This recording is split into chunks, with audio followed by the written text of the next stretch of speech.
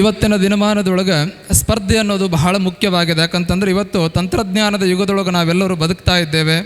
ಇಲ್ಲಿವರೆಗೆ ಸರ್ ಬಹಳ ಸುಂದರವಾಗಿ ಹೇಳ್ತಾ ಹೋದರು. ಯಾಕಂತಂದರೆ ಇವತ್ತಿನ ದಿನಮಾನದೊಳಗೆ ನಮ್ಮಲ್ಲಿ ಎಷ್ಟು ಜ್ಞಾನ ಇದ್ದರೂ ಕೂಡ ಕಡಿಮೆ. ಯಾಕಂದರೆ ಈ ದಿನಮಾನದೊಳಗೆ ಜ್ಞಾನ ಅನ್ನುವಂಥದ್ದು ಒಂದು ಸಾಗರದ ಇದ್ದಂತೆ. ನಾವು ಎಷ್ಟೇ ಅದನ್ನು ಪಡಿತಾ ಹೋದರೂ ಕೂಡ ನಮ್ಮ ಜೀವನ ಕೊನೆಯ ಘಟ್ಟಕ್ಕೆ ಹೋದರೂ ಕೂಡ ಆ ಸಾಗರದ ಒಂದು ಹನಿಯನ್ನು ಮಾತ್ರ ನಾವು ಪಡ್ಕೊಂಡಂಗೆ ಆಗ್ತದೆ. ಹಾಗಾಗಿ ಈ ಸ್ಪರ್ಧೆ ಅನ್ನುವಂಥದ್ದು ಈ ಸ್ಪರ್ಧಾತ್ಮಕ ಯುಗದೊಳಗೆ ತಾವೆಲ್ಲರೂ ಸ್ಪರ್ಧೆಯನ್ನು ಮಾಡ್ತಿದ್ದೀರಿ. ಇದು ಬಹಳ ಮಹತ್ವವಾಗಿರುವಂಥ ಘಟ್ಟ. ಯಾಕಂತಂದರೆ ಜ್ಞಾನಕ್ಕೆ ಈ ಯುಗದೊಳಗೆ ಬಹಳ ಮಹತ್ವವನ್ನು ಕೊಡ್ತಾರೆ. ಅದಕ್ಕೆ ಸುಭಾಷಿತದೊಳಗೆ ಬಹಳ ಸುಂದರವಾಗಿರುವಂಥ ಒಂದು ಮಾತು ಬರೀತಾರೆ. ವಿದ್ಯಾ ನಾಮ ನರಸ್ಯ ರೂಪಮಧಿಕಂ ಪ್ರಚ್ಛನ್ನ ಗುಪ್ತಂ ಧನಂ ವಿದ್ಯಾ ಭೋಗಕರಿ ಯಶಸ್ಸುಖಕರಿ ವಿದ್ಯಾಂ ಗುರುಣಾಂ ಗುರುಹು ವಿದ್ಯಾ ಬಂಧು ವಿದೇಶಗಮನೆ ವಿದ್ಯಾ ಪರದೇವತಾ ವಿದ್ಯಾ ರಾಜಸೂ ಪೂಜ್ಯತೆ ನತು ಧನಂ ವಿದ್ಯಾ ವಿಹೀನ ಪಶು ಅಂತ. ಅಂದರೆ ಬಹಳ ಸುಂದರವಾಗಿರುವಂಥ ಅನುಭವದ ನುಡಿಗಳನ್ನು ಈ ಸುಭಾಷಿತದೊಳಗೆ ಬಹಳ ಮಾರ್ಮಿಕವಾಗಿ ಹೇಳ್ತಾ ಹೋಗ್ತಾರೆ. ನಾವು ಒಬ್ಬ ದೊಡ್ಡ ಮನೆತನದೊಳಗೆ ನಾವು ಹುಟ್ಟಿದರೂ ಕೂಡ ಅಥವಾ ನಮ್ಮ ತಂದೆ ತಾಯಿಯಂದರು ಶ್ರೀಮಂತರಿಕ ಇದ್ದರೂ ಕೂಡ ನಮ್ಮಲ್ಲಿ ಜ್ಞಾನ ಅನ್ನೋದು ಇಲ್ಲದೆ ಹೋದರೆ ಪಶು ಪಕ್ಷಿಗಳಿಗಿಂತ ಈ ಸಮಾಜದೊಳಗೆ ತುಚ್ಛವಾಗಿ ಕಾಣ್ತಾರೆ. ಹಾಗಾಗಿ ಈ ಸ್ಪರ್ಧಾತ್ಮಕ ಯುಗದೊಳಗೆ ಜ್ಞಾನವನ್ನು ಅತ್ಯಂತ ಮಹತ್ವಪೂರ್ಣವಾಗಿ ಗಟ್ಟ ಆಗಿದೆ. ಹಾಗಾಗಿ ತಾವೆಲ್ಲರೂ ಕೂಡ ವಿದ್ಯಾವಂತರಾಗಿರುವಂಥವರು. ಸ್ವಾಮಿ ವಿವೇಕಾನಂದರು ಒಂದು ಮಾತು ಹೇಳ್ತಾರೆ. ನಮ್ಮ ಜೀವನದೊಳಗೆ ಗುರಿಗಳನ್ನು ಹೆಂಗೆ ಕಾಣಬೇಕಂತಂದರೆ ಬೆಟ್ಟದ ಶಿಖರವನ್ನು ನಾನು ಮುಟ್ಟುತ್ತೇನೆ ಅನ್ನುವಂಥ ಗುರಿಯನ್ನು ಇಟ್ಕೊಳ್ಬೇಕಂತೆ. ಒಂದು ವೇಳೆ ಬೆಟ್ಟದ ತುದಿಯನ್ನು ಮುಟ್ಟಲಿಕ್ಕೆ ಆಗದೆ ಹೋದರೂ ಕೂಡ ಆ ಬೆಟ್ಟವನ್ನು ಏರಿದೆ ಎನ್ನುವಂಥ ಆತ್ಮತೃಪ್ತಿ ಆದರೂ ನಮ್ಮಲ್ಲಿ ಇರ್ತದೆ ಅನ್ನೋ ಮಾತನ್ನು ಸ್ವಾಮಿ ವಿವೇಕಾನಂದರು ಹೇಳ್ತಾರೆ. ತಾವೆಲ್ಲರೂ ಕೂಡ ಇಲ್ಲಾಗಲೇ IAS IPS KS ಎಲ್ಲ ಸ್ಪರ್ಧೆಯನ್ನು ಮಾಡಲಿಕ್ಕೆ ಬಂದಿರುವಂಥ ಎಲ್ಲ ವಿದ್ಯಾರ್ಥಿಗಳಿಗೆ, ಎಲ್ಲ ಅನುಭವಿಗಳು ಹಾಗೂ ಈ ಕ್ಷೇತ್ರದೊಳಗೆ ಉತ್ತೀರ್ಣರಾಗಿರುವಂಥವರು, ಅನುಭವದ ಕೇಂದ್ರವನ್ನು ಹೊಂದಿರುವಂಥ ಎಲ್ಲ ಪದಾಧಿಕಾರಿಗಳು ತಮಗೆ ಅನುಭವದ ನುಡಿಗಳನ್ನು ಹೇಳಲಿಕ್ಕೆ ಬಂದಿದ್ದಾರೆ. ನಾನು ಕೇವಲ ಇಲ್ಲಿ 2 ಸಣ್ಣ ಕಥೆಗಳನ್ನು ಹೇಳಿ ನನ್ನ ಮಾತಿಗೆ ವಿರಾಮ ನೀಡುತ್ತೇನೆ. ಏನಂತಂದರೆ ನಾವೆಲ್ಲರೂ ಕೂಡ ಪಂಚತಂತ್ರ ಕಥೆಗಳನ್ನು ಕೇಳ್ತಾ ಬರ್ತೇವೆ. ಬಾಲ್ಯದೊಳಗೆ ಎಲ್ಲ ಶಿಕ್ಷಕ ಅಂದರೆ ಎಲ್ಲ ಗುರುಗಳು ತಮ್ಮ ಮಕ್ಕಳಿಗೆ ಹೇಳ್ತಾ ಬರ್ತಾರೆ. ಪಂಚತಂತ್ರ ಕಥೆಯೊಳಗೆ ಏನಾಗಿರ್ತದೆ ಅಂದರೆ ಒಂದು ಕಾಡ ಮಧ್ಯದೊಳಗೆ ಒಂದು ಸಿಂಹ ತನ್ನ ಅಂದರೆ ತಾಯಿ ಸಿಂಹ ಒಂದು ಮರಿಯನ್ನು ಕೊಟ್ಟು ಆ ತಾಯಿ ಅಂದರೆ ಹುಲಿ ಸಿಂಹ ಸತ್ತು ಹೋಗಿರ್ತದೆ. ಅದೇ ಕಾಡಿನ ಮಧ್ಯದೊಳಗೆ ಒಬ್ಬ ಕುರಿಗಾಯುವಂಥವನು ಕುರಿಯನ್ನು ಮೇಯಿಸ್ತಾ ಹೋಗುವಂಥ ಸಂದರ್ಭದೊಳಗೆ ಅಲ್ಲಿ ಅಂದರೆ ಪಕ್ಕದೊಳಗೆ ಸತ್ತಿರುವಂಥ ಸಿಂಹ ಅದರ ಪಕ್ಕದಲ್ಲಿ ಒಂದು ಮರಿ ಬಿದ್ದಿರೋದನ್ನು ನೋಡಿ ಅವನ ಮನಸ್ಸಿಗೆ ಬಹಳ ಒಂದು ಕಡೆ ದುಃಖ ಆಗ್ತದೆ. ತನ್ನ ತಾಯಿಯನ್ನು ಕಳ್ಕೊಂಡಿರುವಂಥ ಈ ಸಿಂಹವನ್ನು ಏನಾದರೂ ಮಾಡಿ ನಾನು ಸಾಕಬೇಕು ಆ ಮರಿಯನ್ನು ತಿಳ್ಕೊಂಡು ಅದನ್ನು ತೊಗೊಂಡು ಹೋಗಿ ಅವನು ಏನು ಮಾಡ್ತಾನಂತಂದರೆ ಆ ಕುರಿಗಳ ಮಧ್ಯದೊಳಗೆ ಬೆಳೆಸಲಿಕ್ಕೆ ಪ್ರಾರಂಭವನ್ನು ಮಾಡ್ತಾನೆ. ದಿನಗಳ ಕಳೀತಾ ಹೋಗ್ತವೆ. ಆ ಕುರಿ ಹೆಂಗಿರ್ತದಲ್ಲ ಅದೇ ರೀತಿ ಆ ಸಿಂಹನೂ ಕೂಡ ಬೆಳೀತಾ ಹೋಗ್ತದೆ. ಬರ್ತಾ ಏನಾಗುತ್ತೆ ಅಂದರೆ ನೋಡೋರ ಕಣ್ಣಿಗೆ ಇದೇನಪ್ಪ ಕುರಿ ಬೇರೆ ಅಲ್ಲ ಈ ಸಿಂಹ ಬೇರೆ ಅಲ್ಲ ಅನ್ನೋ ಹಂಗಾಗಿಬಿಡ್ತದೆ. ಆವಾಗ ಇದೇ ಹಿಂಗೆ ದಿನಗಳ ಕಳೀತವೆ. ಭಾಳ ದಿನಗಳಾದ ನಂತರ ಅದೇ ಮಾರ್ಗದೊಳಗೆ ಆ ಕುರಿಗಾಯಿ ಮತ್ತೊಂದು ಗುಡ್ಡಕ್ಕೆ ಹೋಗಿರ್ತಾನೆ. ಕುರಿಯನ್ನು ಮೇಯಿಸುವಂಥ ಸಂದರ್ಭದೊಳಗೆ ಅದೇ ಕಾಡಿನ ಮಧ್ಯದೊಳಗೆ ನಿಜವಾಗಿರುವಂಥ ಅಂದರೆ ಒಂದು ಆ ಕಾಡನ್ನು ಆಳುವಂಥ ಒಂದು ಸಿಂಹ ಬರುವಂಥ ಸಂದರ್ಭದೊಳಗೆ ಎಲ್ಲ ಈ ಸಿಂಹದ ಗರ್ಜನೆಯನ್ನು ಕೇಳಿರುವಂಥ ಎಲ್ಲ ಕುರಿಗಳು ಹಾಗೂ ಕುರಿ ಕಾಯುವಂಥವನ್ನ ಹೆದರಿ ಓಡಲಿಕ್ಕೆ ಪ್ರಾರಂಭ ಮಾಡಿದರೆ ಆ ಸಿಂಹ ಕುರಿಯ ಮರಿಗಳ ಮಧ್ಯದೊಳಗಿರುವಂಥ ಸಿಂಹದ ಮರಿನೂ ಕೂಡ ಓಡಿ ಹೋಗ್ಲಿಕ್ಕೆ ಪ್ರಾರಂಭ ಆಗ್ತದಂತ. ಆವಾಗ ಇದನ್ನೆಲ್ಲವನ್ನು ಭಾಳ ಎತ್ತರದ ಸ್ಥಾನದಲ್ಲಿ ನಿಂತ್ಕೊಂಡು ಗಮನಿಸ್ತಿರುವಂಥ ಸಿಂಹಕ್ಕೆ ಬಹಳ ಆಶ್ಚರ್ಯ ಆಗ್ತದೆ. ಏನಂತಂದ್ರೆ ಇದೇನಪ್ಪ ನನ್ನಂಗೈತಿ, ಇದ್ಯಾಕೆ ನನ್ನ ನೋಡಿ ಓಡಿ ಹೊಂಟದ ಅಂತ ತಿಳ್ಕೊಂಡು ಆವಾಗ ಅದೇನು ಮಾಡ್ತದಂತ ಪಕ್ಕದಲ್ಲಿರುವಂಥ ಯಾವ ಕುರಿಯನ್ನು ಬೇಟೆ ಆಡದೆ ಆ ಮರಿ ಸಿಂಹದ ಎಡೆಗೆ ಓಡಿ ಹೋಗಿ ಅದನ್ನು ಹಿಡ್ಕೊಂಡು ಬಂದು ಅದಕ್ಕೆ ಒಂದು ಬಾವಿಯೊಳಗೆ ತನ್ನ ಪ್ರತಿಬಿಂಬವನ್ನು ತೋರಿಸುವಂಥ ಪ್ರಯತ್ನವನ್ನು ಮಾಡ್ತದೆ. ಆ ಪ್ರತಿಬಿಂಬ ಹೆಂಗಿತ್ತಂದ್ರೆ ನನಗೆ ಹೆಂಗೆ ಮೀಸೆದಾವ, ನನಗೆ ಹೆಂಗೆ ನಾನೆಷ್ಟು ಬಲಾಢ್ಯನದೇನೆ, ನಿನ್ನಲ್ಲೂ ಕೂಡ ಅಂಥ ಶಕ್ತಿ ಇದೆ, ನೀನು ಅದನ್ನು ಕಣ್ಕೊಳ್ಳದೆ ಹೋದರೆ ನೀನು ಎಲ್ಲ ಹೇಡಿಗಳಂತೆ ಕುರಿಗಳಂಗೆ ನಿನ್ನ ಬದುಕಾಗ್ತದೆ. ಹಾಗಾಗಿ ನೀನು ಈ ರಾಜ್ಯವನ್ನು ಅಂದರೆ ಈ ಕಾಡನ್ನಾಳುವಂಥ ಶಕ್ತಿ ನಿನಗಿದೆ, ನೀನು ಮುಂದಿನ ಸಿಂಹ ಅನ್ನೋದನ್ನು ಮಾತನ್ನು ಆ ದೊಡ್ಡ ಸಿಂಹ ಅದಕ್ಕೆ ಹೇಳಿದಾಗ ತನ್ನ ಅರಿವು ತನ್ನ ಜ್ಞಾನ ತನ್ನಲ್ಲಿರುವಂಥ ಶಕ್ತಿ ಮನವರಿಕೆ ಆಗ್ತದಂತೆ. ಅದೇ ರೀತಿ ಈ ಕಥೆಯನ್ನು ಹೇಳುವ ಉದ್ದೇಶ ಇಷ್ಟೇ.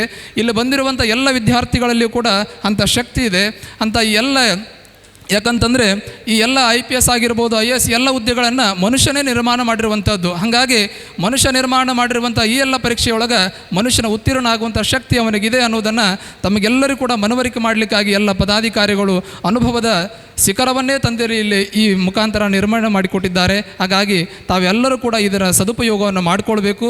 ಜೊತೆಗೆ ಇನ್ನೊಂದು ಕತೆ ಏನಂತಂದರೆ ನಾವೆಲ್ಲರೂ ಕೂಡ ಭಾಳ ದಿನಗಳಿಂದ ಅಂದರೆ ಅನೇಕ ಕಾರ್ಯಕ್ರಮದೊಳಗಾಗಿರ್ಬೋದು ಒಳ್ಳೊಳ್ಳೆ ಸನ್ನಿವೇಶದೊಳಗೆ ನಾವು ಕೇಳ್ತಾ ಬರ್ತೀವಿ. ಏನಂತಂದರೆ ಒಬ್ಬ ಶಿಲ್ಪಿ ಒಂದು ಸುಂದರವಾಗಿರುವಂಥ ಕಲ್ಲನ್ನು ಅಂದರೆ ಒಂದು ಮೂರ್ತಿಯನ್ನು ನಿರ್ಮಾಣ ಮಾಡಬೇಕು ಅಂತ ತಿಳ್ಕೊಂಡು ಒಂದು ಕಾಡಿನ ಮಧ್ಯದೊಳಗೆ ಹೋಗ್ತಾನೆ. ಅವನು ಕಾಡು ಸುತ್ತೆಲ್ಲ ಸುತ್ತಿದರೂ ಕೂಡ ಅವನಿಗೆ ಒಂದು ಸುಂದರವಾಗಿರುವಂಥ ಕಲ್ಲು ಸಿಗುವುದಿಲ್ಲ. ಹಂಗಾಗಿ ಸುತ್ತಾ ಹೋಗ್ತಾ ಹೋಗ್ತಾ ಬೆಟ್ಟದ ಮಧ್ಯದೊಳಗೆ ಒಂದು ಸುಂದರವಾಗಿ ಒಂದು ಬಂಡಿ ಕಲ್ಲು ಸಿಗ್ತದೆ. ಆ ಕಲ್ಲನ್ನು ತೆಗೆದುಕೊಂಡು ಆ ಒಂದು ಗ್ರಾಮದೊಳಗೆ ಹೆಂಗೆ ನಾವು ಮುಂಚಿತವಾಗಿ ಆರ್ಡರ್ ಮಾಡ್ತೇವಲ್ಲ ಹಂಗೆ ಒಂದು ಮೂರ್ತಿ ಕೇಳಿರ್ತಾರೆ. ಆವಾಗ ಆ ಶಿಲ್ಪಿ ಸುಂದರವಾಗಿರುವಂಥ ಮೂರ್ತಿಯನ್ನು ಕೆತ್ತಲಿಕ್ಕೆ ಪ್ರಾರಂಭ ಮಾಡ್ತಾನೆ. ನೂರಾರು ಹೊಡೆತಗಳನ್ನು ತಿಂದಿರುವಂಥ ಒಂದು ಕಲ್ಲು ಏನಾಗ್ತದೆ ಅಂದರೆ ಮಧ್ಯದೊಳಗೆ ಒಡೆದು ಹೋಗ್ತದೆ. ಆವಾಗ ಅವನೇ ವಿಚಾರ ಮಾಡ್ತಾನೆ, ಇದು ಮೂರ್ತಿ ಆಗಲಿಕ್ಕೆ ಯೋಗ್ಯ ಅಲ್ಲ ಅಂತ ತಿಳ್ಕೊಂಡು ಆ ಕಲ್ಲನ್ನು ಬದಿಗೆ ಸರಿಸ್ತಾನೆ. ಇನ್ನೊಂದಿರುವಂಥ ಕಲ್ಲು ಅಂದರೆ ಒಂದು ಕಲ್ಲದ ಎರಡು ಭಾಗದೊಳಗೆ ಒಂದು ಒಡೆದು ಹೋಗ್ತದೆ. ಇನ್ನೊಂದು ಸುಂದರವಾಗಿರುವಂಥ ಮೂರ್ತಿ ಆ ಹೊಡೆತಗಳನ್ನು ತಾಳ್ತಾ ಇರ್ತದೆ. ಆವಾಗ ಆ ಶಿಲ್ಪಿ ಹೇಳ್ತಾನಂತ, ನೀನು ಇದರಂಗೆ ಹೇಡಿ ಆಗಕ್ಕೆ ಹೋಗಬೇಡ, ಇದರಂಗೆ ನೀನು ಒಡೆದು ಹೋಗ್ಲಿಕ್ಕೆ ಹೋಗಬೇಡ, ಇನ್ನೊಂದಿಷ್ಟು ತಾಳು ನಿನ್ನ ಬದುಕು ಸುಂದರವಾಗ್ತದೆ ಅಂದಾಗ ಆ ಶಿಲ್ಪಿಯ ನೂರಾರು ಹೊಡೆತಗಳನ್ನು, ಸಾವಿರಾರು ಹೊಡೆತಗಳನ್ನು ತಿಂದಿರುವಂಥ ಆ ಕಲ್ಲು ಸುಂದರವಾಗಿರುವಂಥ ಮೂರ್ತಿ ಆಗ್ತದೆ. ಮೂರ್ತಿ ಆಗಿರುವಂಥ ಕಲ್ಲನ್ನು ಭವ್ಯವಾಗಿರುವಂಥ ನಿರ್ಮಾಣ ಮಾಡಿರುವಂಥ ದೇವಸ್ಥಾನದ ಗರ್ಭಗುಡಿಯೊಳಗೆ ಪೂಜನೆಯ ಸ್ಥಾನದೊಳಗೆ ಅದು ನಿಂತರೆ ಯಾವ ಕಲ್ಲು ಒಡೆದು ಹೋಗಿರ್ತದೋ ಅದು ಅದೇ ದೇವಸ್ಥಾನವನ್ನು ನೋಡಲಿಕ್ಕೆ ಬಂದಿರುವಂಥ ಎಲ್ಲರ ಪಾದದೊಳಗಿರುವಂಥ ಮೆಟ್ಟಲಾಗಿ ನಿರ್ಮಾಣ ಆಗ್ತದೆ.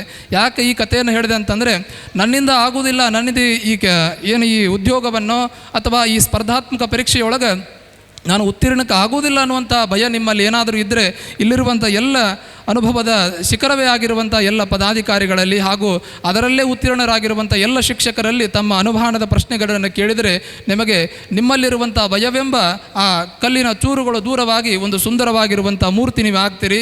ಜಗತ್ತಿಗೆ ಆದರ್ಶವಾಗಿರುವಂಥ ಈ ದೇಶವನ್ನು ಕಟ್ಟುವಲ್ಲಿ ತಮ್ಮೆಲ್ಲರ ಪಾತ್ರವೂ ಕೂಡ ಮಹತ್ವವಾಗಿರ್ತದೆ ಅನ್ನುವಂಥ ಮಾತುಗಳನ್ನು ಹೇಳಿ, ಜೊತೆಗೆ ಮುಖ್ಯವಾಗಿ ಹೇಳುವುದೇನಂತಂದರೆ, ಈ ಸ್ಪರ್ಧಾತ್ಮಕ ಯುಗದೊಳಗೆ ಅನೇಕ ಜನರು ಕೆಲವು ಬಾರಿ ಎಕ್ಸಾಮ್ದೊಳಗೆ ಫೇಲ್ ಆಗಿಬಿಟ್ರೆ ಏನು ಮಾಡಿಬಿಡ್ತಾರೆ ಅಂದರೆ ಆತ್ಮಹತ್ಯೆಯನ್ನು ಮಾಡ್ಕೊಳ್ಳೋದು ಅಥವಾ ತುಂಬ ಮಾನಸಿಕವಾಗಿ ಕುಗ್ಗಿ ಹೋಗಿ ಏನು ಮಾಡಿಬಿಡ್ತಾರೆ ಅಂದರೆ ಈ ಸಮಾಜದಿಂದ ಒಂದಿಷ್ಟು ದೂರ ಇರಲಿಕ್ಕೆ ಪ್ರಯತ್ನವನ್ನು ಮಾಡ್ತಾರೆ.